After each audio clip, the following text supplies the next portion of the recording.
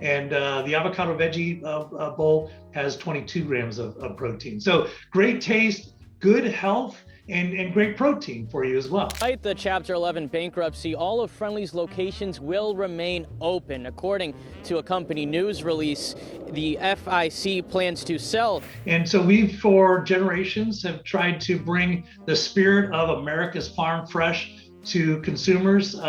What happens when your favorite local diner, where the waitress knew your order by heart, becomes part of a nationwide machine? Friendly's, Bob Evans, and Cracker Barrel weren't always polished brands. They were once neighborhood sanctuaries. Now they run on efficiency. So, did we trade charm for predictability? Stick with me because the answer is more revealing than you might expect, and it might change how you see every chain restaurant you step into.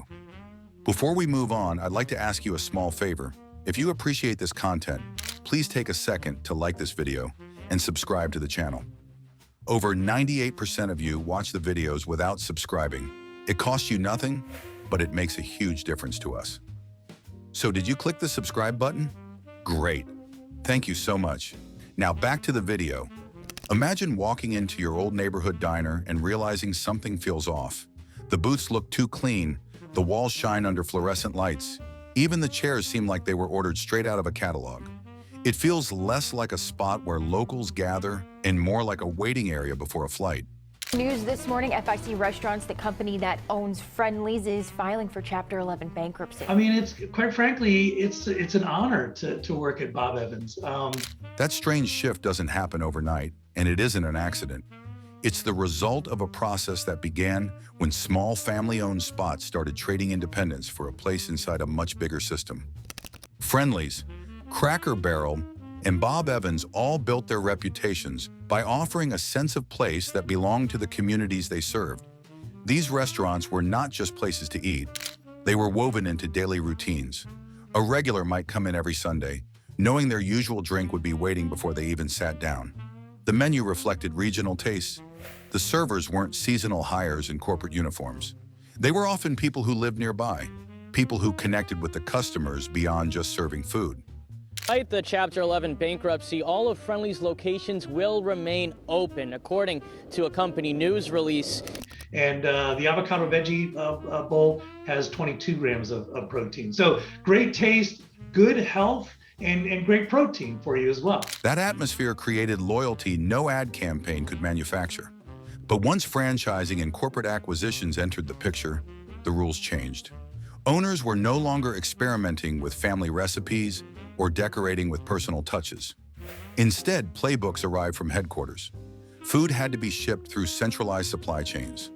Ingredients were bought in bulk, stored the same way, and distributed along a tight schedule designed for cost savings.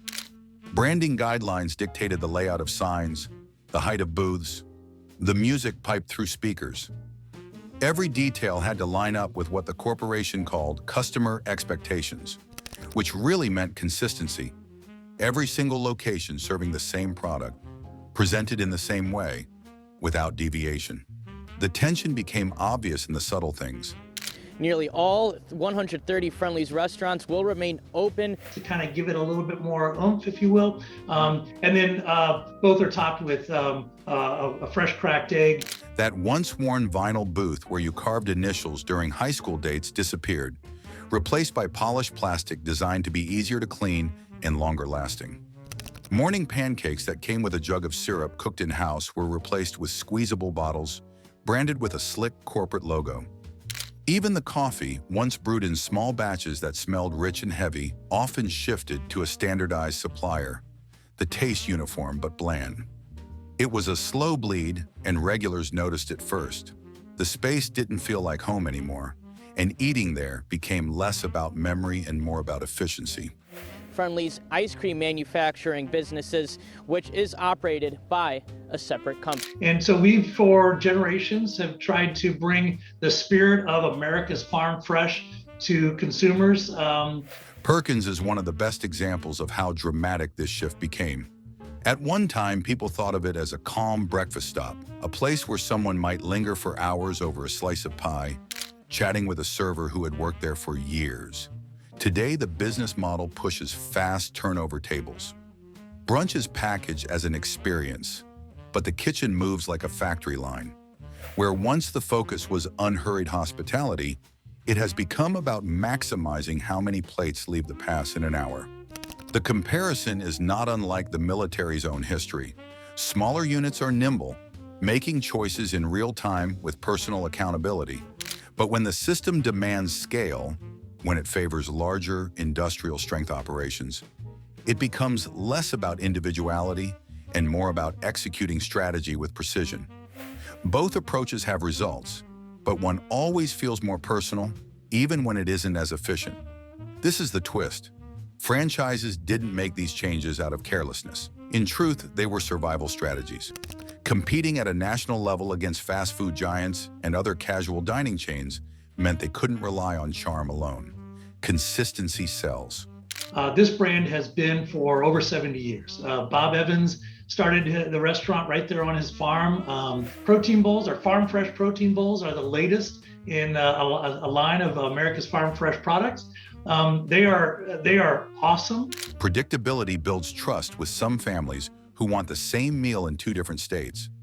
But while it guaranteed survival, it cut away the parts that made local spots memorable. It ended the rhythm of being recognized, welcomed, and known by name, replacing it with a carefully crafted image. That transformation didn't happen in one dramatic sweep. It happened in tiny exchanges: a homemade sauce swapped for a packaged version, a wall of family portraits changed into generic artwork, the old jukebox quietly removed. Reliability replaced intimacy. The restaurants remained full of customers, but the living, breathing personality drained out until only a shell remained. If you know what to look for, the warning signs are always visible. The glossy menus with identical stock photos, the identical uniforms, the carefully worded manager's greeting, all of them signal that a place once alive with its own voice has started to speak in the corporate tongue. And that realization pushes us toward an even larger question. Not what these changes did to the food, but what they did to the identity of the brand and the trust of the communities they once served. The real loss isn't in the menu or the recipes, it's trust. These restaurants once felt alive, shaped by the people who ran them, carrying the identity of the town itself. That has been replaced with polished predictability, a sameness that feels safe but empty. Look at the places you eat now. Do they still reflect the voices of the community, or do they look like copies pressed from the same playbook? Uniformity can be comforting, but it often strips away the very character we valued most. And that's the cost most people never recognize until it's already gone.